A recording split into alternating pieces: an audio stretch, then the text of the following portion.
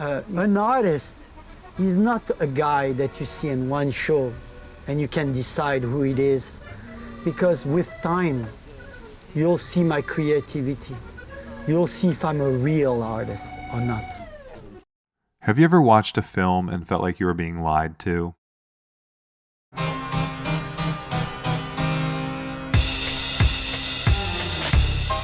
I don't just mean like when something claims to be based on a true story. I mean when a film presents itself as being a documentary, but you doubt details of the story or question whether the filmmaker is trying to mislead you. Some classic documentaries are known for skewing information to tell a more compelling story, like Nanook of the North, Searching for Sugarman, or Roger and Me. I'm referring to something else entirely. In 2010, 2 films came out that made me reconsider my perspective as to what telling the truth actually means in documentary film. The first, I'm Still Here, directed by Casey Affleck, depicts Joaquin Phoenix as he announces his retirement from acting to pursue a career as a rapper. While the film has scenes in which Joaquin interacts with other celebrities who believe this story to be truthful, but I'm working on it, you know, it's You know, that seems unlikely. I'm just kidding. the actor and the director are in on the joke. The film was an elaborate prank and has since been reclassified under a new genre. Another film, Exit Through the Gift Shop, directed by the artist Banksy, has left many questioning whether it is also a prank. Due to the fact that the artist Banksy is known for high-concept art pranks like hiding his artwork in galleries, planting a fake Guantanamo Bay prisoner in Disneyland, or having a piece of art self-shred once auctioned off at Sotheby's, the story presented in this documentary is questioned by fans and skeptics alike. It seems like a story too good to be true.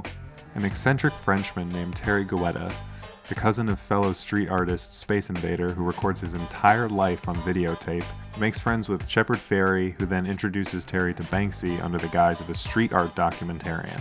Since Terry likes to film the artists working, the street art community embraces him following them around as a way to preserve their otherwise impermanent pieces of art. So the most private and downright secretive artist of a generation is now comfortable with a guy filming him just because he's someone's cousin? And then when it turns out all of Terry's footage is useless, Banksy takes over making the film himself, encouraging Terry to pursue making his own art. And so of course he does, and he becomes an overnight success, making the cover of LA Weekly, selling over $1 million worth of art in a short period of time, and even designing the cover art for Madonna's album Celebration. I mean, you've got to be shitting me. It seems far too convenient, and at the same time, there are really no details that anyone can disprove. Whether or not there are details in this film that are skewed or misleading, the lesson that I took away from watching a film like this and reading all the responses to it is that there's a lot of power in the hands of a documentary filmmaker. When you watch a scripted film, even if it says based on a true story, the audience knows it's fictitious. When you watch a documentary film, the audience trusts that all of the details and the way the details are presented are all entirely accurate. If we see a man with his face blurred and we're told he's Banksy, despite not having any idea who Banksy is or what he looks like, we assume it's actually him. If we're told that this is the way Banksy and Shepard Fairey know Terry, why would we question it? If we're told Terry is an artist and his overnight success has nothing to do with Banksy or Fairey's influence on the art world, why would we question the validity of that? To play with these expectations allows for the possibility of a blending of genres, a surprise mockumentary format, or even a prank element to take place. I think the joke is on, I don't know who the joke's on, really. I don't even know if there is a joke. It's where a lot of the questions surrounding this film lie. The film, in a sense, is 3 documentaries in one. The first is about street art in general.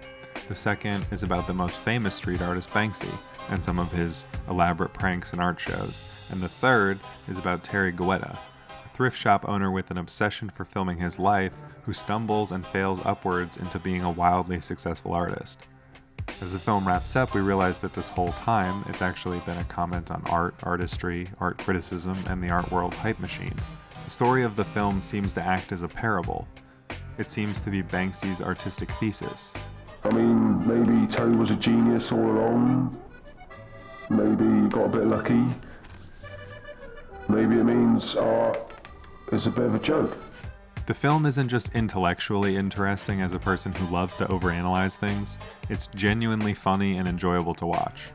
I also believe it's an important piece of filmmaking. Banksy is, without a doubt in my mind, the most famous artist of his generation.